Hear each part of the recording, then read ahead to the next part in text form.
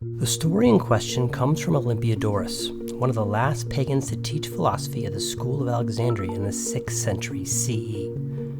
This was the age of Justinian the Great, the last emperor to have any pretensions of ruling over the Western Roman Empire in its entirety. Christianity was waxing, and philosophy, as a discipline taught in schools of higher education, was definitely on the wane. According to Olympiadorus, an alternative secret narrative existed regarding the origin and death of the Greek god Dionysus. Rather than being the son of Zeus and the mortal Semele, as most accounts claim, Dionysus was born to Zeus and his daughter Persephone. This child was named Zagreus, another name for Dionysus. Now the story of Zagreus here takes a tragic turn at the hands of the monstrous Titans. In one version of the myth, the Titans, with their faces whitened with chalk, brutally attacked the innocent infant as he gazed into a mirror. Alternatively, another version portrays the Titans luring Zagreus with toys before mercilessly dismembering him with knives. In a horrific act of savagery, the Titans consumed the dismembered remains of the divine infant, leaving only his heart intact.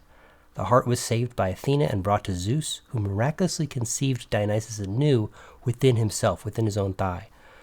Through this second birth, Dionysus was born to Semele. Now the story's not done. In retaliation for this heinous act, Zeus unleashed his divine wrath upon the Titans, obliterating them with his thunderbolts. From their ashes arose a new race, mankind, marking the beginning of human existence. The context for Olympiadorus' story is his commentary on the philosopher Plato's Phaedo. In the dialogue, Socrates has just attributed the general prohibition against suicide in ancient Athens to an Orphic doctrine that our souls are imprisoned in our bodies. Commenting on this vague allusion by Socrates, Olympiadorus claims that the mythical explanation of the prohibition must be found in a specific tale told by Orpheus, the death of Dionysus Zagreus at the hands of the Titans. Therefore we must not kill ourselves, not because, as the text appears to say, we are in the body as a kind of shackle, for that is obvious, and Socrates would not call that a mystery. But we must not kill ourselves because our bodies are Dionysiac. We are, in fact, a part of him, if indeed we come about from the sublimate of the Titans who ate his flesh. Now this narrative and interpretation has given rise to the belief that the myth of Dionysus Zagreus forms the core of a very influential belief system involving rebirth and sin. The fact that the Titans ate Dionysus means that they absorbed some of his nature, and we humans as descendants of these Titans are thus linked to their original sin, the death of Zagreus. This is how Guthrie describes the Zagreus myth, a central dogma of the duality of man's nature. From the smoking remains of the Titans there arose a race which this age had not known, the race of mortal men. Our nature is therefore twofold. We are born from Titans, the wicked sons of earth, but there is in us something of a heavenly nature too, since there went into our making fragments of the body of Dionysus, son of Olympian Zeus, on whom the Titans had made their impious feasts. Knowing all this, what other aim can we have in life but to purge away as far as possible the titanic element in us and exalt and cherish the Dionysiac? This theory, built on the myth of Olympiadorus, can certainly be supported by some beliefs known to be held by ancient Greek Orphics. For example, Socrates' attribution of the general prohibition against suicide to an Orphic doctrine reflects a common but not universal belief in ancient Greece that our souls are imprisoned in our bodies. This doctrine, associated with the ancient Greek religious movement known as Orphism, held that the soul is a divine entity trapped in the mortal body. According to Orphic beliefs, the body is a tomb or prison for the soul, and death liberates the soul from its earthly confinement. According to this worldview, suicide was seen as a means of prematurely freeing the soul from its bodily prison, thereby violating the divine order. Orphism emphasized the need for the soul to undergo a process of purification and spiritual development during its earthly existence.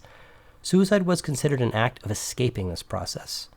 The Orphic doctrine thus provided a religious and philosophical justification for the prohibition against suicide, emphasizing the sacredness of life and the importance of respecting the natural cycle of birth, life, and death. But while the Titans, as far back as Hesiod, are connected with this crime and this punishment, no ancient author other than Olympiadorus ever suggests that the humans share in that crime and have some kind of original sin or guilt based on the Titans' outrage of Dionysus. Various ancient texts, including Orphic hymns, fragments from lost plays, and philosophical treatises, offer glimpses into the myth, but they often present conflicting or incomplete accounts. For example, the Roman author Pausanias says that a certain Onomacritus composed the rites of Dionysus and made the Titans the authors of the sufferings of the god. It was this same shadowy Onomacritus who, according to the historian Herodotus, was exiled for forging some oracles of Musaeus, a son of Orpheus. As a result, Onomacritus can be seen as an Orphic priest in some contexts. Unfortunately, no extant author quotes this Onomacritus, and no snippet of his writings has survived. Another Roman period author, Plutarch, mentions the crime of the Titans in a discussion of the pre-Socratic philosopher Empedocles. For here, Empedocles says that allegorically, souls paying the penalty for murders and eating the flesh and cannibalism are imprisoned in mortal bodies. However, it seems that this account is even older, for the legendary suffering of dismemberment told about Dionysus and the outrages of the Titans on him, and their punishment, and their being blasted with lightning and having tasted of his blood, this is all a myth in its hidden inner meaning about reincarnation. For that in us which is irrational and disorderly and violent and not divine, the ancients used the name Titans. Now it's important to emphasize that none of these sources, aside from Olympiadorus, explicitly state that humans arose from the corpses of the Titans, or that they are therefore implicated in their heinous crime. Only Olympiadorus even alludes to the kind of an idea of an original sin connected to the crime of the Titans. But there's another explanation for the strangeness of Olympiadorus' tale of Zagreus, and that's alchemy. The Zagreus narrative is full of contemporary alchemical terms which refer to different stages in the process of Dionysus' death and resurrection. For example, when Zeus's lightning vaporizes the Titans, the process, hoatmos, creates a sublimate, eithale, which ultimately results in the creation of man. In accordance with alchemical terminology prevalent in 6th century CE Alexandria, titanos refers to the lime of the egg, while the stone of Dionysus is also a type of lime.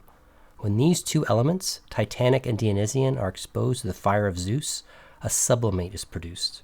The sublimate, a concept introduced by the earlier alchemist Zosimus, aligns with the notion of pneuma, the vital breath that animates the human body. In alchemy, the sublimate represents the purified and refined essence of a substance obtained through the process of sublimation, where the material is vaporized and then condensed back into a solid form. This process is believed to release and concentrate the essential qualities of the substance, resulting in a more potent and spiritually significant form. In ancient Greek philosophy, pneuma was considered the vital force or breath that permeated the universe and gave life to all living things. It was believed to be a subtle and visible substance that connected the physical body to the divine realm. Zosimus, who lived in the 3rd century CE, drew on these philosophical concepts in his alchemical work, proposing that the sublimate embodied the vital pneuma of the substance. In Olympiadorus' telling of the myth of Zagreus, the sublimate created by Zeus's thunderbolt, the concoction of Dionysiac and Titanic elements, became a representation of the life force, the pneuma, that animated the physical matter. Now, these alchemical terms give context to the unique myth of Dionysus Zagreus, but they don't fully resolve all the mysteries surrounding this enigmatic figure. Numerous unanswered questions persist.